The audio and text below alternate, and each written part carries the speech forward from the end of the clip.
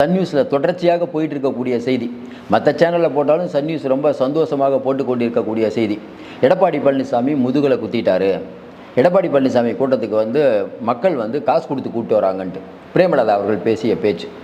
பிரேமலதா அவர்கள் தொடர்ந்து தப்பான முடிவு எடுக்கிறாரு அப்படின்னு தொடர்ச்சி அவங்க கட்சி தொண்டர்களுக்கும் தெரியும், தமிழ்நாடு மக்களுக்கு தெரியும். இப்போது கூட ஒரு தவறான முடிவு எடுத்துகிட்டு இருக்கார். அதுக்கு காலம்தான் பதிவு சொல்லும்.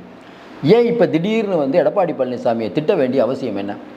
அதுக்கு உடனே இன்னொரு கவுண்டர் முதலமைச்சருடைய வெளிநாட்டு பயணத்துக்கு வெற்றியடைய வாழ்த்துகிறேன்.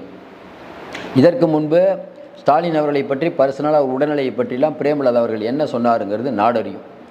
இப்படிப்பட்ட சூழ்நிலை பிரேமலதா அவர்கள் ஏன் திடீர் மாறி மாறி பேசுகிறார் அப்படின்னா ஒரு விஷயந்தான், எடப்பாடி பழனிசாமி சாதித்து விட்டார். நம்ம ஏற்கனவே சொல்கிற மாதிரி எடப்பாடி பழனிசாமி எப்படி சாதித்தார் அப்படின்னு நீங்கள் நினைக்கலாம்.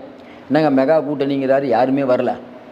சரி, 1% இருக்கிற தேமுதிக கூட இப்போ திமுக பக்கம் போயிடும் போல இருக்குது அப்படின்னா, திமுகத்துக்கு ஆல்ரெடி போயிடுச்சு. என்றைக்கு போய் முதலமைச்சர் அவங்கள சந்தித்தாங்களோ, உடல்நிலைக்காக சந்திச்சேன்னு சொன்னாங்களே பிரேமலதா, அப்போவே தெரியும். ஏன் இந்த மாற்றம் அப்படிங்கிறவங்களுக்கு தெரியும். அது கல்லூரியால் வந்த மாற்றம். கல்லூரிக்கு பின்னால் இருக்கக்கூடிய கதை என்ன?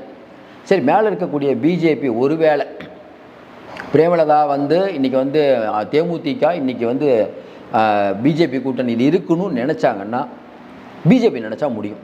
ஆனால் பிஜேபி அதுக்கு முயற்சி எடுப்பார்களா? ஏன்னா இன்றைக்கி ஏகப்பட்ட விஷயம் மாட்டிகிட்டு இருக்காங்க. இன்றைக்கி தேமுதிகவிட்ட நிறையா பணம் உள்ளே வந்திருக்குது. அந்த பணம் எல்லாம் இன்றைக்கி ஈடி நினச்சாங்கன்னா உள்ளே வரலாம். நீங்கள் அந்த படத்தை எடுத்து செலவு பண்ணணும்ல. சரி, ஏன் பிரேமலதா அவர்கள் திடீர்னு இப்போ பண்ணுறாங்க? இப்போ வெளியிலலாம் சமூக ஊடகங்கள் ஆடியோலாம் வெளியாகிட்டு இருக்கு திடீர்னு. அந்த ஆடியோவில் சில விஷயங்கள்லாம் வருகிறதா சொல்கிறாங்களே, அதெல்லாம் உண்மையா?